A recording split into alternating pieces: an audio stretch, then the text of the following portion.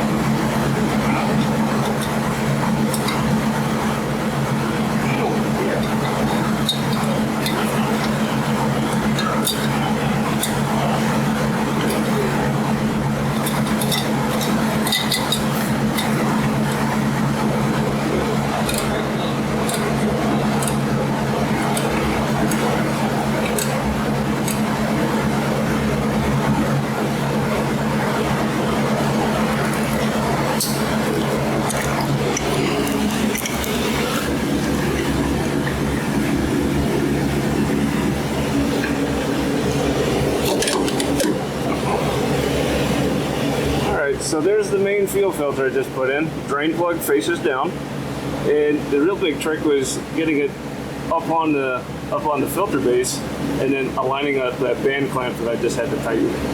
But she's in there. This one's good to go. So someone else will come behind me, make sure it's in its correct place, and that fastener torque down, and then it'll get safety wired, just like the drain plug here. Greasing the nose gear strut.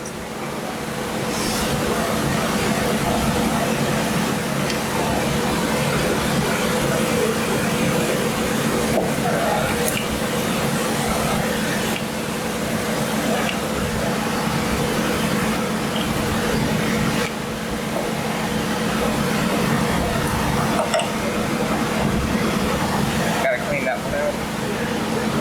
So that there is the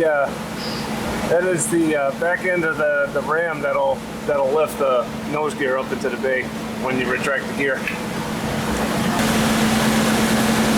Now I know there's a considerable amount of interest in the Phantom that I'm working on back there, but for those of you that may not be aware and have a computer and are into flight simulation, there is a developer right now that's developing a flyable Phantom for DCS, for those of you that may not know that.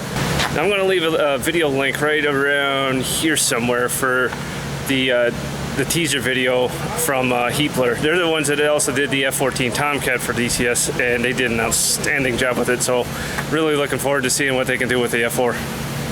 Alright, so up next on my hit list is to get this running, and this is another ground power cart that gives start air only, so now we got to get all that stuff out of the way. So we'll get going on that and get this out of the hangar.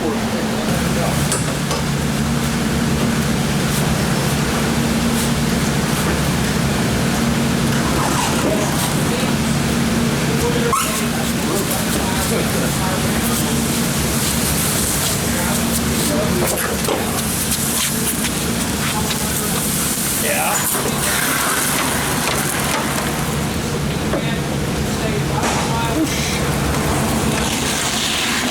Left. Yeah.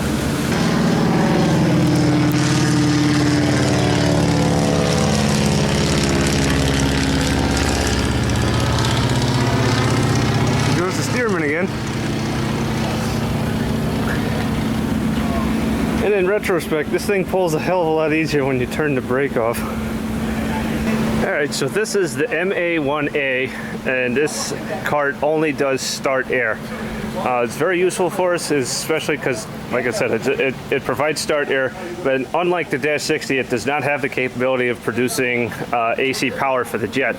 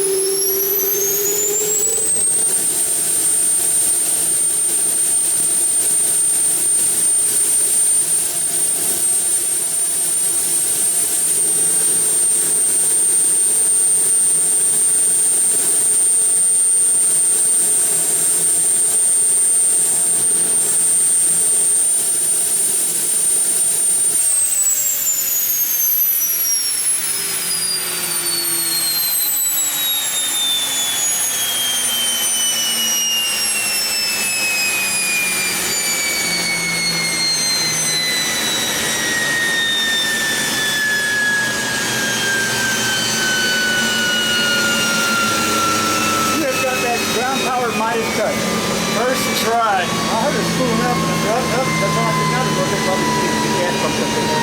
Yeah, it sounded like down for a little while. I kind of stopped for a while, but I'm taking 40 pounds out of it. Wow. And that acceleration limit, so it slowly got up to 35%. Yeah. That's the point where Get off. it ramps up. That if you heard that little woof woof woof, Yeah. it's accelerating way too hard. It shouldn't make that woof woof sound. That's what the Dash 60 was doing, and I dialed it back slightly. Maybe there's a dog inside. What's that? There's a dog inside. Yeah. Woof, Yeah. woof. Keep up the good work. Yeah. He's turned into our ground power specialist. He's been fixing all that stuff. GSC guy. Yeah, 4 now. All right, so just like the Dash 60, I gotta adjust one of the adjustments on there for the acceleration limit. If you heard that woof woof sound, just like the Dash 60 did before that got adjusted, this is doing it too. So that's usually bad for it because it's surging the compressor and not good for the life of the engine. So I'm gonna dial that back a little bit and get that going. All right, and now the fun part, especially for all you old maintainers, lock wire. Let's see if we can get this adjustment locked in.